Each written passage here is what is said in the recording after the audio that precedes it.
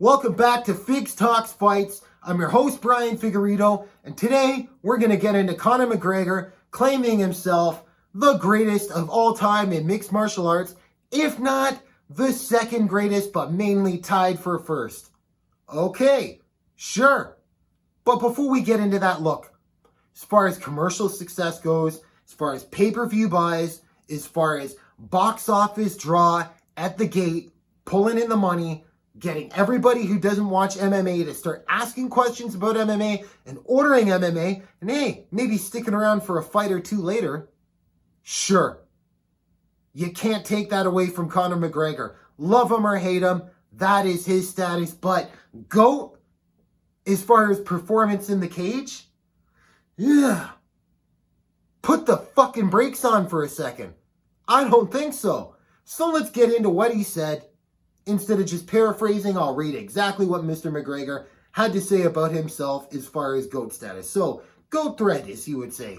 The array of finishes across two divisions with champion status in one. Anderson Silva is number one greatest MMA fighter of all time, okay?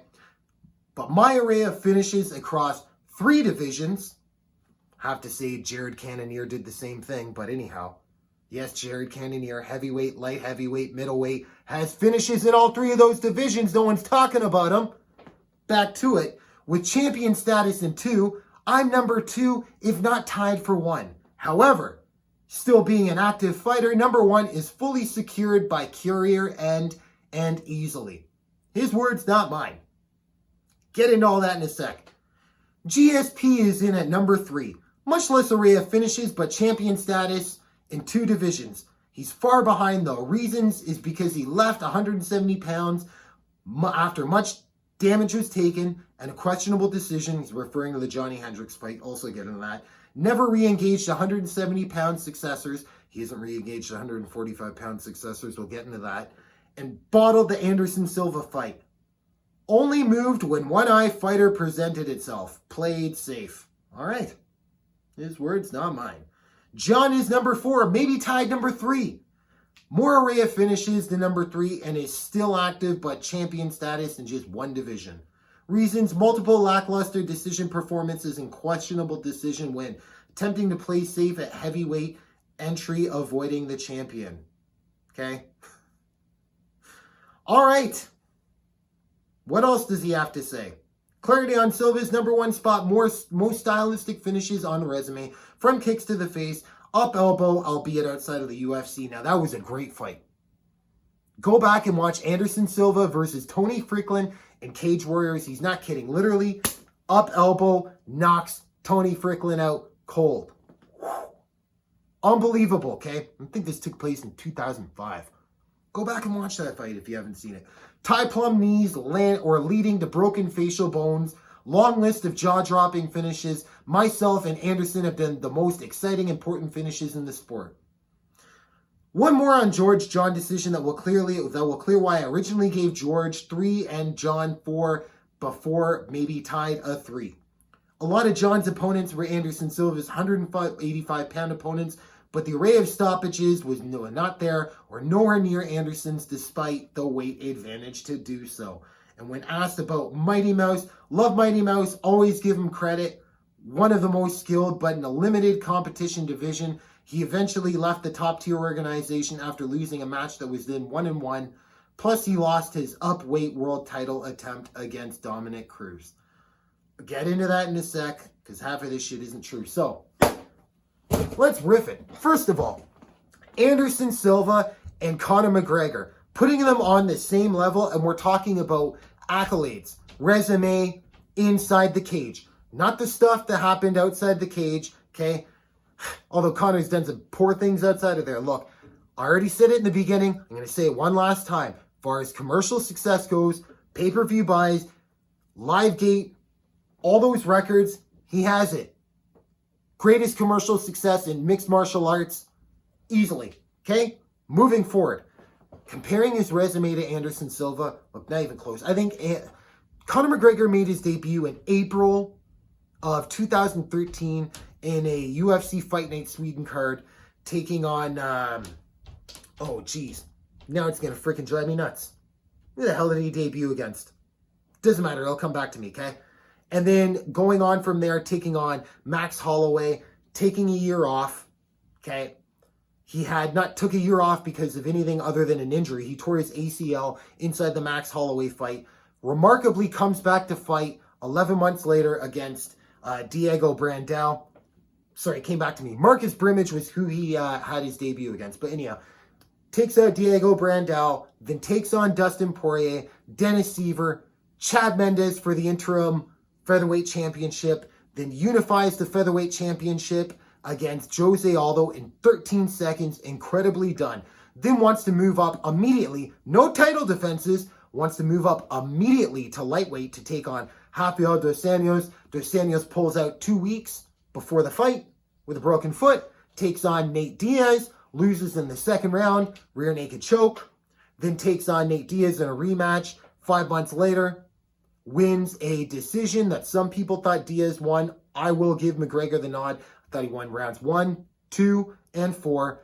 Then goes on to become the first ever active double champ. Okay, and this was the first time it was attempted since this night when BJ Penn took on George St. Pierre.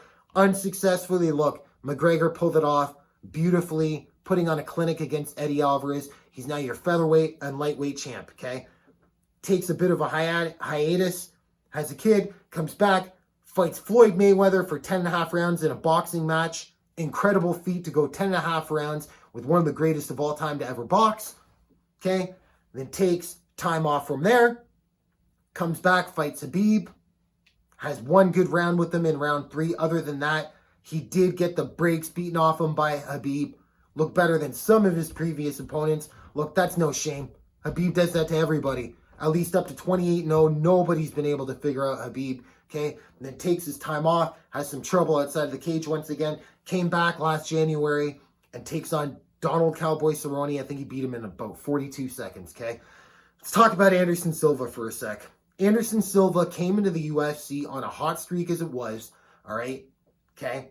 I think he was coming off what shouldn't have been a loss where I think he got a DQ against Yushin Okami. Anyhow, getting on to his original UFC debut was against Chris Lieben. Look, Chris Lieben, you look back at his career and it's like, oh, look, he was on a 5-fight winning streak at that time. He was hot off the original Ultimate Fighter, okay? A lot of people didn't know who Anderson Silva was, and they found out because 48 seconds later, dispatches of Chris Lieben. Now let's get to the rest of his career really quickly. Then takes on Rich Franklin, who is a massive 185-pounder for the time. Okay, one of the guys to originally figure out weight cutting mastery in his division. He looked on fire like he was going to reign for years to come. 2.5 minutes later, Anderson Silva is your new middleweight champion and takes on Travis Lutter, finishes him. Nate Marquardt finishes him. Rich Franklin again, finishes him. Dan Henderson finishes him. Goes up to 205 pounds, takes on James Irvin, finishes him. Goes back to defend his 185-pound title against Patrick Cote. On the way to a decision against Cote, Cote blows out his knee in the third, therefore a finish. UFC 97, Anderson Silva takes on Talis Latis. Lackluster fight, albeit gets the decision.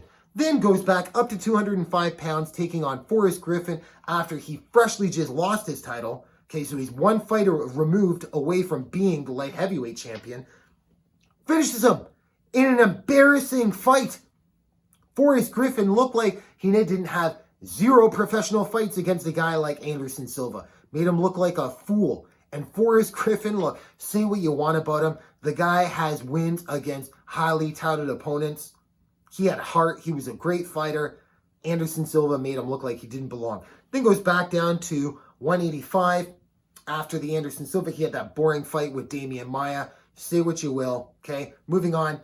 Fight with Chael Sonnen. He gets the shit beat out of him for about 23 minutes and finds a way to get a triangle armbar on Chael Sonnen with just a little less than a minute and a half left or less than 2 minutes left, somewhere in that time. Comes back from that, takes on Vitor Belfort, front kicks him in the face. The rest is history. Yushin Okami then takes on Chael Sonnen again and then comes out for his last win on his streak, 16-fight win streak, and puts away Stephan Bonner in about 2 or 3 minutes in the main event of a Brazil card. I believe it was UFC 153. Now, how in the hell does your resume hold up to this? How? The guy had 10 title defenses, and it would have been 11 had Travis Lutter made weight to fight him at UFC, I believe, 67. Okay? Not even close. Then, let's go down the list. George St. Pierre. Look, George St. Pierre came to the UFC either 6-0 or 7-0, making his debut against Karo Parisyan, and Karo Parisyan was thought to be the future of 170 pounds in, I think this was 2003 or the beginning of 2004, pardon me, okay? Then beats Karo Parisyan, great fight, then takes on Jahir and dispatches him in about 2 minutes, and then he's fighting Matt Hughes, thinking his 8th fight ever? What? Matt Hughes was a pound-for-pound great at the time, okay? And he's competitive with Matt Hughes and gets armbarred with literally 1 second left.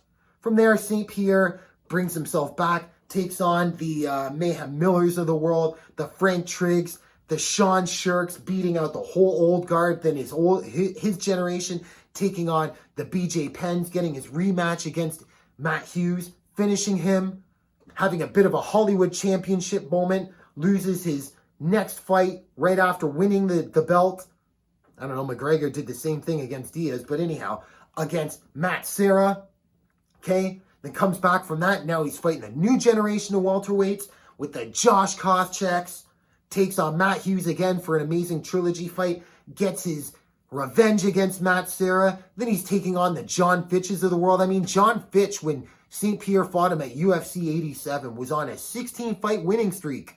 Okay? That was a very competitive fight on paper. I mean, wow. Talk about a tough out for your first title defense. Look, John Fitch, you could have made an argument that fight could have been stopped in the first or second or even third round when he got dropped again. I mean, St. Pierre just beat the shit out of him. Moving on. Takes on BJ Penn for first ever champ versus champ fight in the UFC, okay? Dispatches of him in 4 rounds. Takes on Thiago Alves. When Thiago Alves was, brick to hell. Was he on shit back then? No USADA, no way to tell. It's a speculation. But Thiago Alves was kneeing everybody's head right off their neck and sending it to the 5th row of the stadium, okay? He was on fire, and George St. Pierre made it look easy. After that, he didn't have the greatest showing against Dan Hardy. But taking on the Koscheck's, the Jake Shields of the world, the Carlos Condits, the Nick Diaz's, and all between an ACL surgery himself, as well, like Mr. McGregor, that also had his own ACL tear and came back from it within a year, all right? Then has his last fight with Johnny Hendricks. Look, it was pretty clear St. Pierre was burnt out. Questionable decision, for sure. Half the times I watched that fight, for sure, Johnny Hendricks won it. The other half of the time, I thought St. Pierre won it, okay? You can make an argument for either guy. If you want to say Hendricks won that fight, fine, no big deal, okay?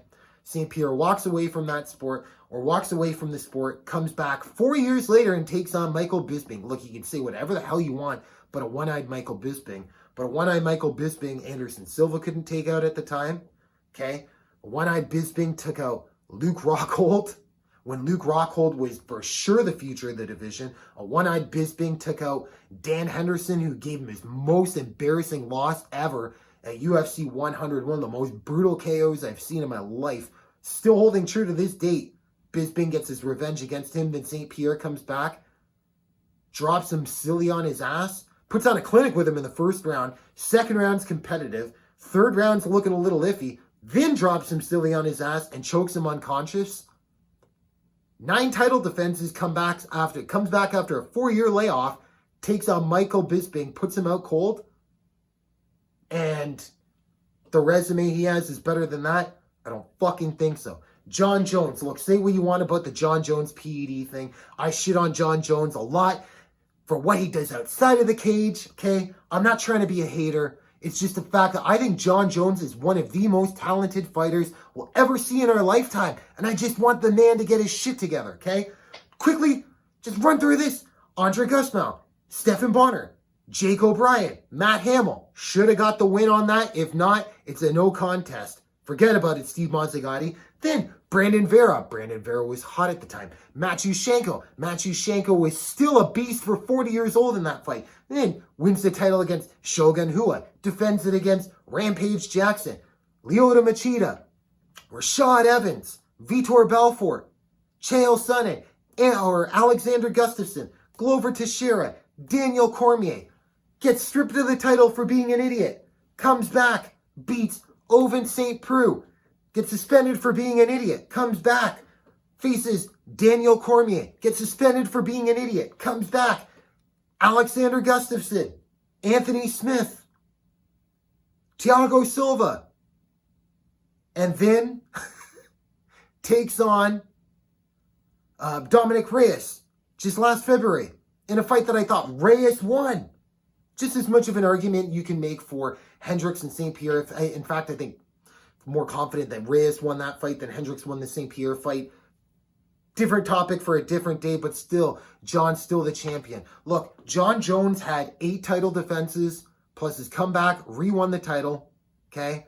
And now has another 3 title defenses under it. Didn't go up to heavyweight. Look, Demetrius Johnson, can you say the flyweight division was thin? You could, or was it the fact that Demetrius Johnson was just so far ahead of the pack? Because I see a stacked division at 125 pounds that I think as soon as we look back on it, aging, I mean, there was some incredible fighters he took on. And half the time, it wasn't even competitive. This whole thing about Demetrius Johnson coming up to fight Dominic Cruz at 135 pounds. Look, that's false. That is completely false. Demetrius Johnson was a 135-pound fighter before the 125-pound division existed. He worked himself up to be the second best bantamweight in the world and had a decently competitive fight with Dominic Cruz. Dominic Cruz for sure won that fight, but it was competitive. You could see that there was the number one guy and Demetrius Johnson was right behind him. Then comes back, or I shouldn't say comes back, now I'm falling for that crap. Goes down to 125 pounds and the rest is history. The whole Henry Cejudo rematch thing, look, Demetrius Johnson got fucking bored of UFC titles. I in fact thought he beat Cejudo in that fight, but different story for a different day. He's happy in one championship. Look, like I said, McGregor, I mean, if he perhaps could have come back and beaten Khabib, if he can come back and reclaim a title, if he can come back and at least defend a title. He hasn't defended one title yet. He was the double champion Cage Warriors, the double champion UFC. That is an amazing feat, but not one title defense.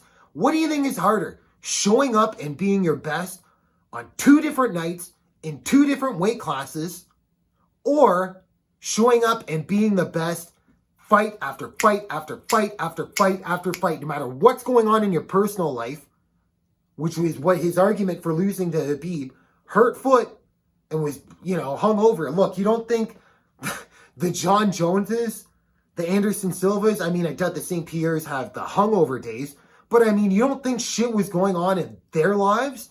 Night after night after night, and every opponent they were taking on was literally just coming off the camp of their life, spending the most money that they possibly could just to get after that title, and these guys shut them down night after night after night. Look, I'd even put Fedor in there above McGregor. Can McGregor end up being number 1 pound for pound greatest of all time? I mean, he's got to do some more unbelievable feats ahead of himself moving forward, which is possible. I can't put anything past the guy, but I mean, the gentleman you're trying to put yourself in the realm with, either you are delusional Conor McGregor, or you got me. And I'm making a video talking about you, and you're going to rake in more money. So, GOAT of being the box office draw, absolutely. GOAT as far as accolades in the cage, not even close. All these other gentlemen, I farly will rank above him. Alright, so if you enjoyed the content here today, please subscribe to the channel. Give it a thumbs up. If you don't like it, give it a thumbs down. Ain't gonna hurt my fucking feelings, alright? You do you. Later this week, I'll put out another video. Tyron Woodley's taking on Gilbert Burns for a fight night this Saturday. Should be a great, decent fight card, especially for free on ESPN in the United States, TSN here in Canada. Pretty sure it's Fight Plus Global. all right, or whatever your local UFC provider is. If you're from a different country, actually, if you're from a different country outside of North America, leave a comment. Would love to know, all right? Until next time.